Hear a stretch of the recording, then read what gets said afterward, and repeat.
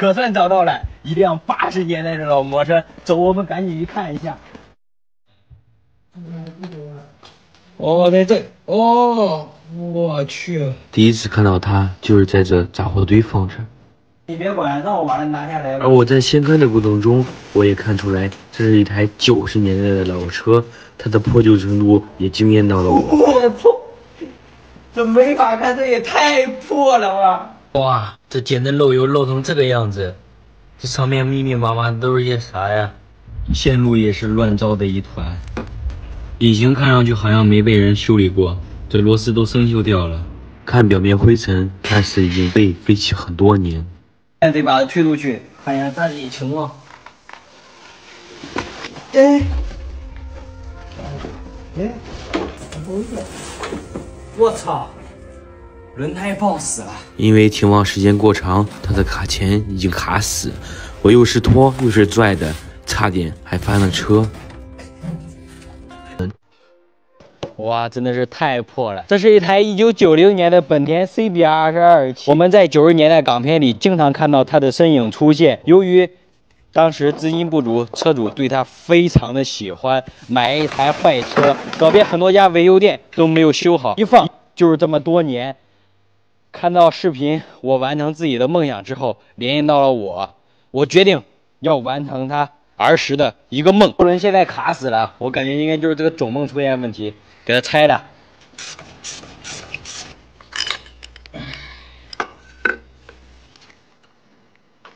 哎，好了，走，我們回家。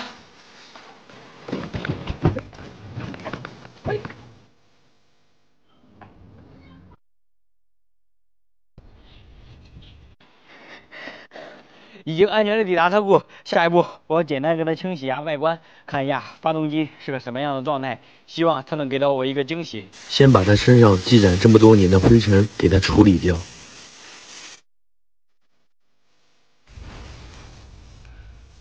15000多公里，30多年了，真的假的？走，給它推進車庫。儀表上的公里數帶給了我一絲的希望。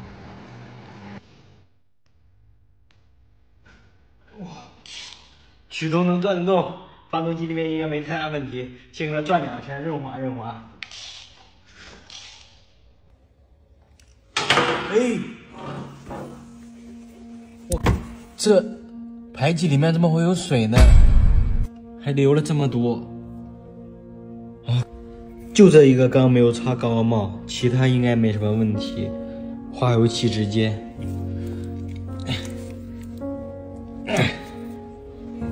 卡死，時間太長了，必須得清理一下。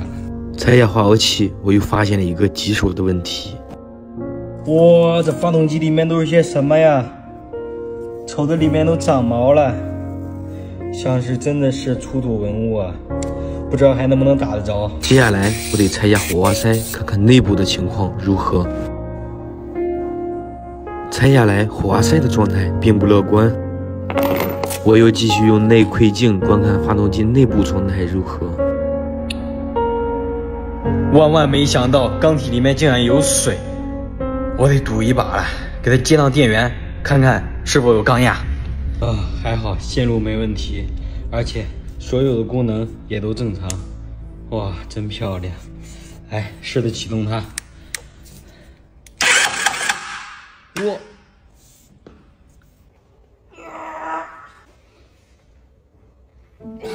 最糟糕的問題還是發生了。剛才啟動了一下發動機，竟然直接卡死，看來只能拆下來看看內部到底是什麼原因。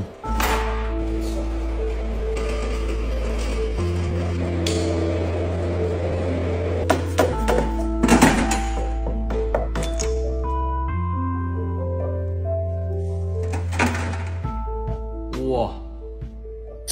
這發動機裡面怎麼會有這麼多土？哇，就很納悶兒，怪不得轉不動，我感覺應該是火胎到達上支點，被這些土給頂住了。先打着車再說。我的處理方式是先把缸裡的雜質全部清理乾淨，還有那些影響發動機轉動的鏽跡給打磨掉。清理後再重新給它裝回去。我搬了一塊電池進行打火，看運轉是否正常。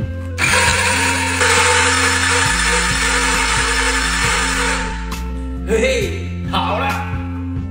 這是它的化油器裝置，目前看來已經被腐蝕的不成樣子了。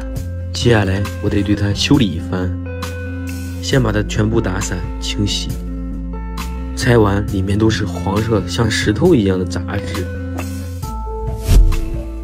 把它放進超声波內，利用公准的原理把上面的雜質給它清理掉。清理過程中我也不能閒着，把發動機再裝回車上，重新對它測試打火。裝好發動機，化油器應該也好了。把超声波内的化油器拿出来，這是已經清洗乾淨的樣子。接下來給它組裝到一塊兒。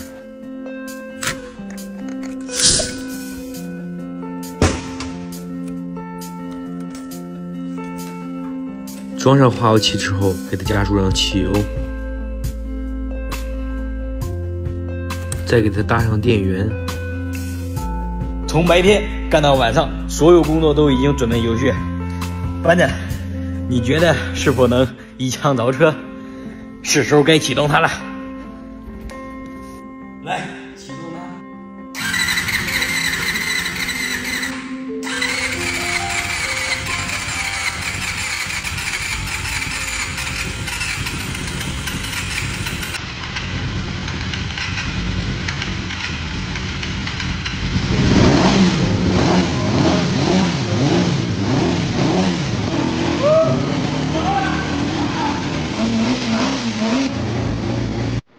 经過漫长鑽研，這台老爺車終於是醒了過來，而下一步我就要對它進行整體的翻新修復，趁熱打鐵，把它全部給拆解完。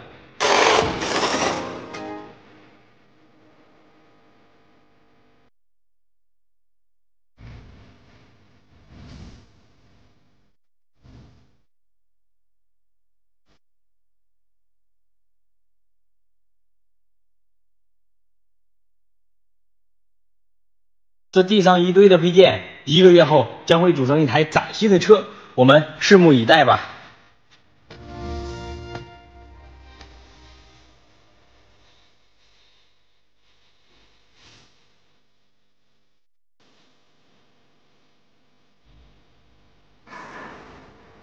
期間我就馬不停蹄地拆解翻新，這一堆零件被我恢復到嶄新如初的樣子。但是拆開它的引擎後，鋼體直接裂開，還有許多被糊弄上去的膠水，最重要的曲軸連桿部分也是配的副廠瓦片。我找遍了全網，終於在一位好朋友那裡找到了相應的配件。他告訴我有3台引擎，但是都不知道是個什麼樣的情況，讓我回去試一下。然後我就把這3台垃圾堆成色的盲盒全部拉了回來。這3台引擎我覺得放的至少不少於5年，而且有很多的零部件都已經缺失或者破損。你看它进气道都沒有被堵住，裡面有很多的雜質還有灰塵。現在我得測試一下這3台發動機，看哪一台能夠使用。希望我的運氣不會那麼的差。說實話，我並沒有抱太大希望，哪怕只能組裝成1台成色完美的發動機就行了。哇，這裡缺這麼大一塊肉，小飛狀態也不行了。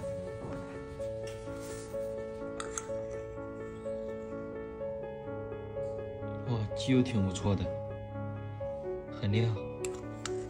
看完它的機油後，我感覺沒有想象中的那麼的差。我決定嘗試一下電啟動，看能不能轉得動它。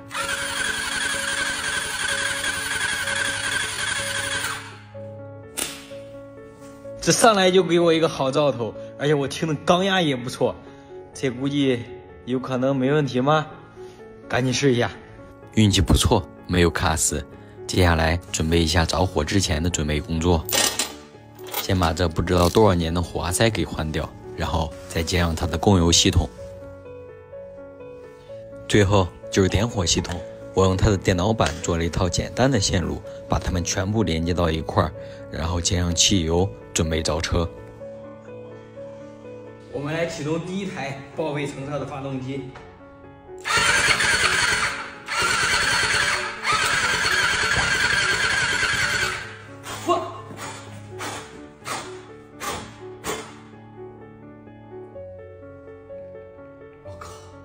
屬實把我嚇了一跳。我顛倒了一下它的點火順序。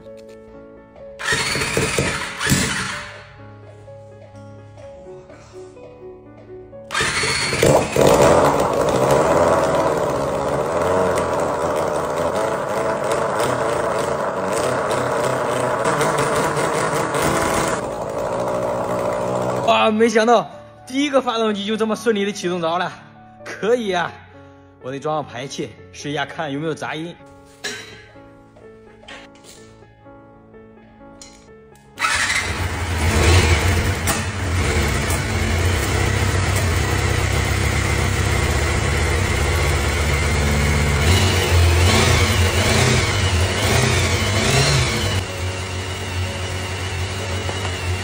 外观这么破烂的发动机，竟然有这么好的状态，声音真的是太好听了。就是有一点烧机油。接下来我要挑战一下，把这两台发动机打着之后，看看都有什么状态。第一台发动机打着之后，我的心就放到肚子里面了。这台成色差的很多，马达传动系統直接就沒有了，水管處還有大量的膠水，我有一種不好的預感。先把缺失的傳動系統給它裝上。得保證啟動前的工作沒有問題。拿出來機油尺後，感覺這台車的機油還是挺不錯的。但是這台車的滑塞就非常嚴重了，上面都是鏽跡，我感覺裡面會不會是進水了？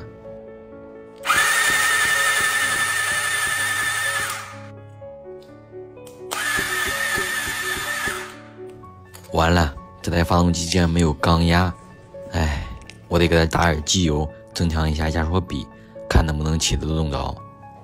來，第二台引擎準備啟動。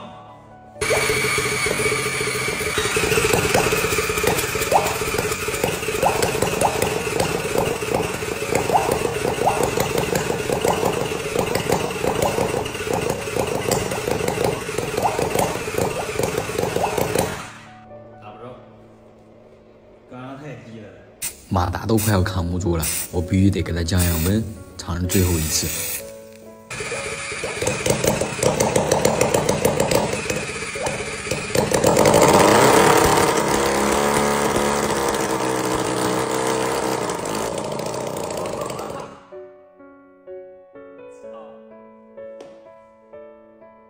我太難打了，真不容易啊！我操！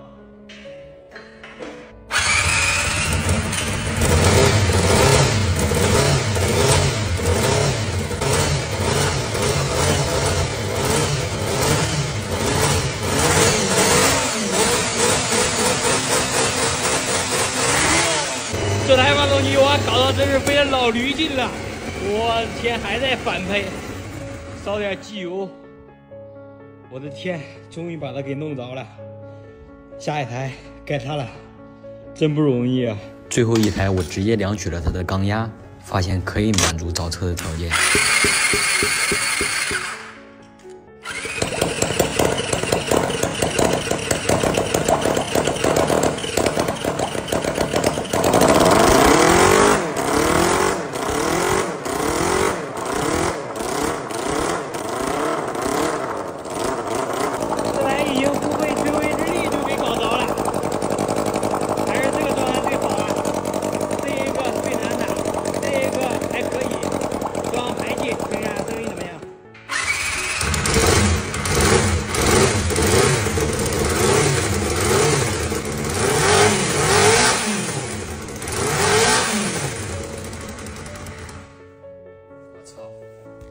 我去，真沒想到，這是一台雜法的機器，我靠！本以為它最好了，結果曲軸直接廢了。啊，拆吧，全部拆解完，然後挑出最好的配件，組裝成一台發動機，就這樣弄。真沒想到，3台引擎有2台都出現了嚴重的問題，哎，全部給它拆解完，看一下內部的情況。這3台引擎已經全部拆解完了。第一台成的真是太漂亮，你看這曲軸瓦片沒有一點的拉傷，難得的成色。中間這台就不怎麼行了，曲軸磨損非常嚴重，瓦片加大54還漏銅了，磨損比較厲害。然後最後一台我打開蓋子之後，發現裡面全是黑乎乎的，加的是假機油吧，肯定不怎麼行了，內部就不拆了。接下来，我把这一地的零件组装成一台崭新的车，让它恢复到当年最巅峰的样子。我們一起敬請期待吧。把这一地300多個零件全部恢復到了嶄新的狀態。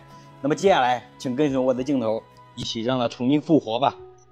到這裡，有些人該說了，小林為什麼沒有修復配件的過程？這裡我和大家口述一下修復的過程。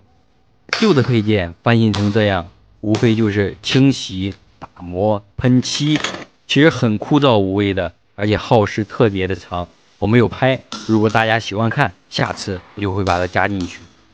我相信有很多位車友都想和我一樣，自己親手把一台快要報廢的車，在自己的空間裡慢慢的變成自己最完美的樣子。如果你現在有時間，也非常熱愛這份職業，那請看完我的視頻後，一起行動起來吧。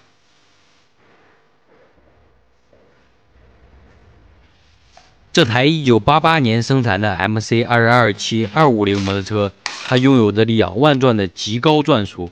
我第一次看到它的時候，是小時候在報廳的海報上看到的，然後我就埋下了心裡的種子。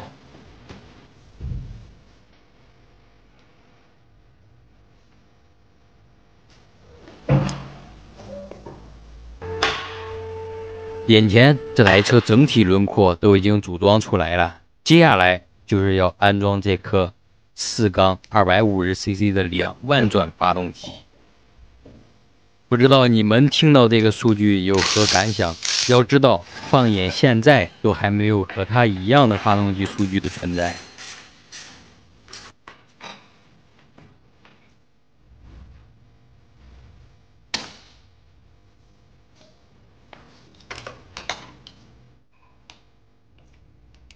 现在已經安裝到了70%，接下來就是安裝它的整車線束，也就是它最難的神經系統，把它們全部連接起來。整車線束連接着全車各種不同的電器零件，每一個插頭都得保證牢固無虛接，這也是取決於能否成功啟動的重要環節。安裝上電池，測試一下燈光系統是否正常。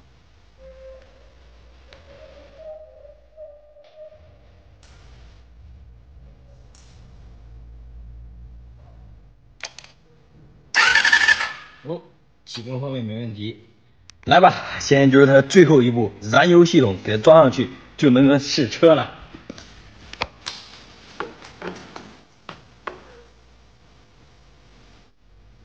來吧，看這些配件是否安裝好，按這一下，啟動。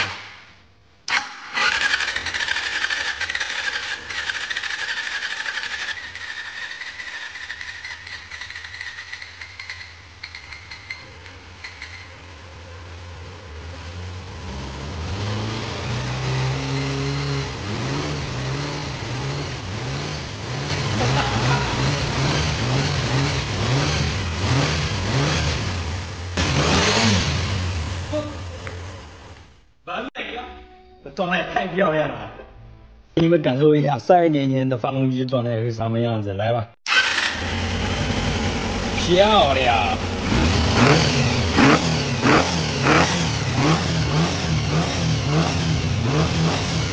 這迷人的上色，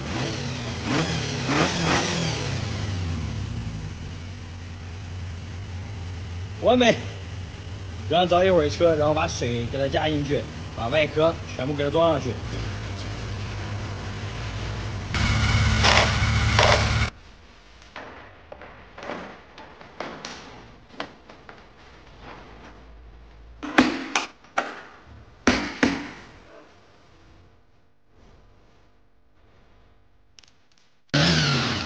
這台滿是灰塵、破爛不堪，甚至生命都快要接近報廢的老爺車，都給恢復到了當年光鮮亮麗的樣子。接下來就要把它交付給千里之外的車主手裡。我相信這台老家伙重新站在車主面前的時候，他們之間的故事和回憶會重新讓他開心的像個18歲的孩子。這可能是我幹過最有意義的事情吧。